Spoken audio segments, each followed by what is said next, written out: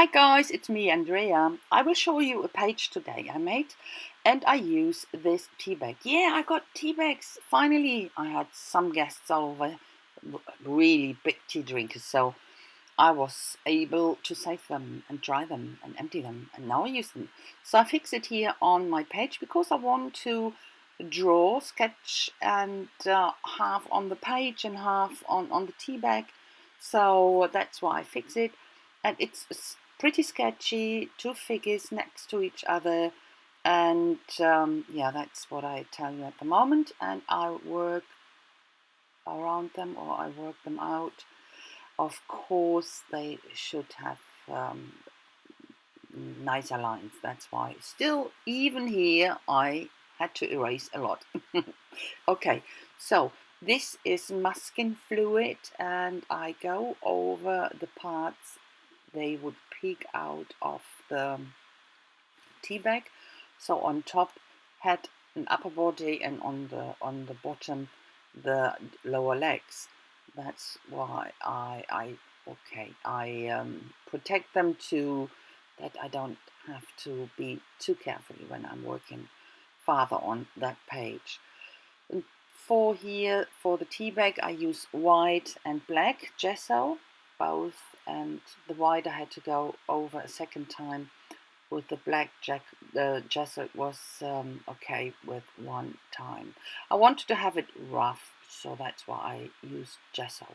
Paint would have been much smoother, and I wanted to have the rough surface. Here, that's the black gesso. Of course, it seeped through, so it was much nicer or easier to work on my craft mat. It wouldn't stick on that one. Started with the cardboard background, and it stuck to it. So I'm trying to find out where I have to put my water here. I want to work with watercolors, and in a wet thing, Yeah, and I start, of course, and I will show you not most, but half of the process I've done with my watercolors, and I wanted to stay in this brown tone, lighter browns, and yeah, shading with darker browns around the figures, but at the end I changed my mind. I didn't like it actually. Now here, what you can see without the tea bags, it's quite okay, but when I put the tea bag on top, it doesn't look the way I want it.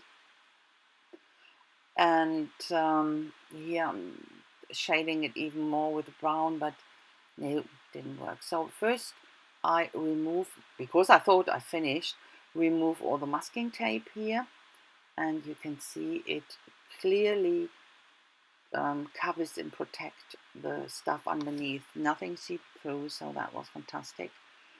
And I go over all the lines, and I didn't do that before, so that's what I do.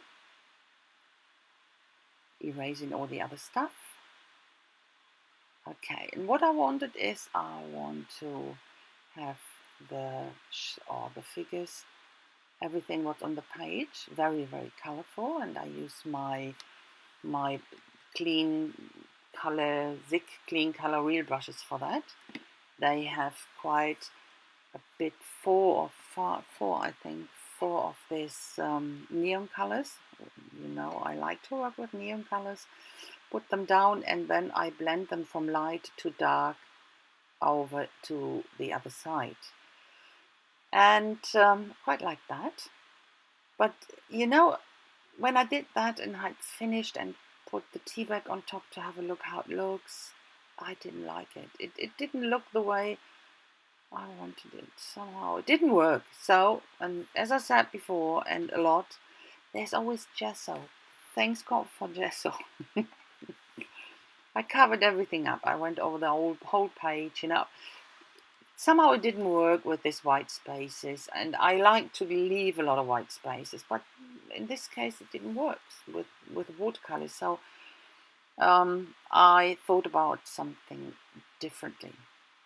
So I have to be very careful here at the edges, but after that I put another layer of masking fluid on top, because I then started to work with the thinned down acrylic paint. You could see I went over with water, sprayed it with a spray bottle, and spray now even more to get a bit of a drippage effect to the side mostly. So it has a bit of a watercolor effect when you use acrylic paint in that way, and it's even it's a fluid acrylic paint from Golden Cell. Okay, so and then I use this stencil here and grey paint. So very little with I take up very little with my makeup sponge here. I didn't want to smudge it, and I was a good girl again. I was really patient, really went over it step by step, made sure that I had a nice coverage, but not enough or not too much paint on my makeup sponge. Worked great. So then I had a look and I decided I wanted to have the lower part covered, but before I peel off the masking fluid again. It works really good, I must admit. It's not damaging the page, nothing. It's really good. Okay, I don't know now exactly how long you could leave it on. You know, you're restricted with some. You shouldn't leave them too long on there. Too long doesn't mean a few hours. It could be days, but I am not sure how long you could leave, especially this one. That's from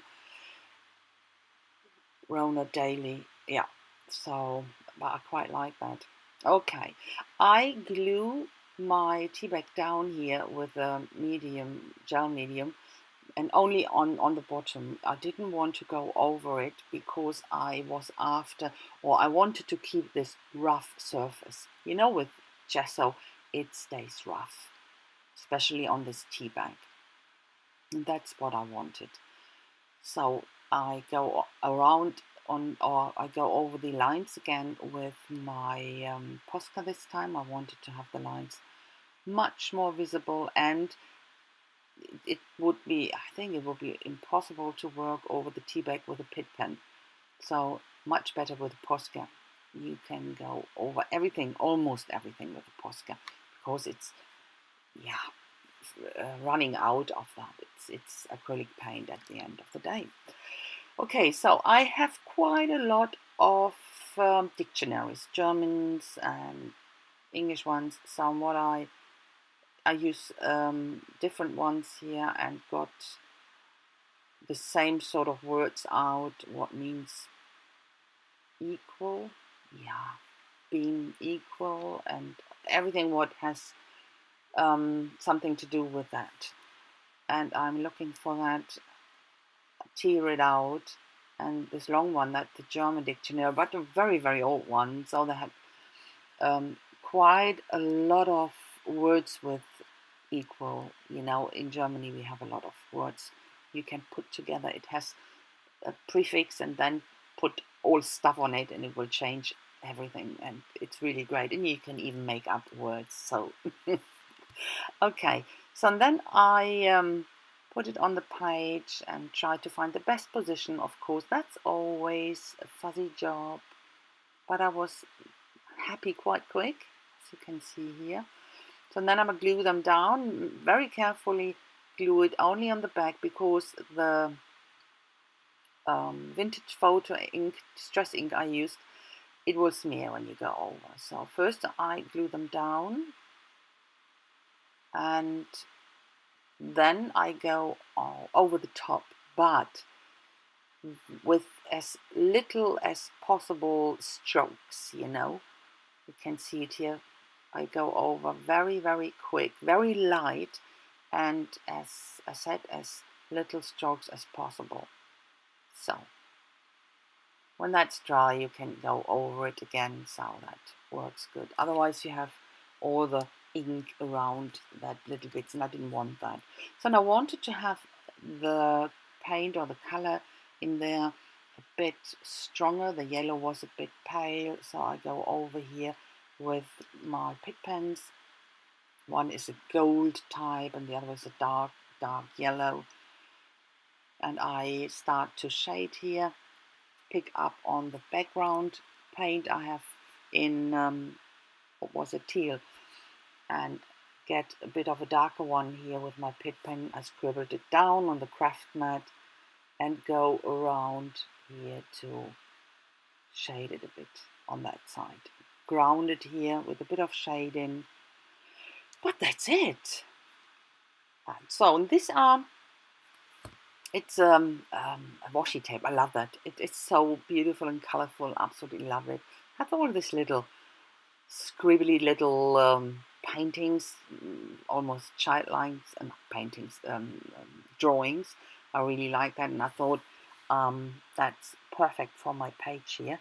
So what I do is I cut out some of that stuff, and I can tell you, cut something out of washi tape, that is quite, yeah, it's a punishment. It's not fun. So I really put everything here on my little figures, because what I want to say is, you know, with this tea bag on in the foreground with this black and white, that's what some people might see. But we are also different. We are, on one hand, we are all the same, but very individual, you know. And that's fantastic. I think it's fantastic. You always have to look a bit deeper into everything, you know. That's what I think. It's very, very important. And see all the other stuff. What makes us individual? What makes us so special, you know? And that's what I wanted to say. And I think this washi tape stuff is perfect for that, because they're both so yeah, funny individuals with this little, or he's getting, or she, or it's no, absolutely no sex here, not making it might look a bit like a woman, but they are no women, they are neutral. So I like these little arms here. I go around my dictionary bits here with that is just an outliner from the Derwent set to get this a bit more into the foreground, and that's it. You will see now a close-up, and I really like my two individual figures here. Love them. I hope you do, and if so, please give me a thumbs up and leave a comment even. That would be so fantastic. And you would make me so happy with that, believe it, yeah. Yeah, thanks guys. Thanks for watching, and I hope I will see you soon with my next project. So until then, have a really fantastic time. Bye bye guys.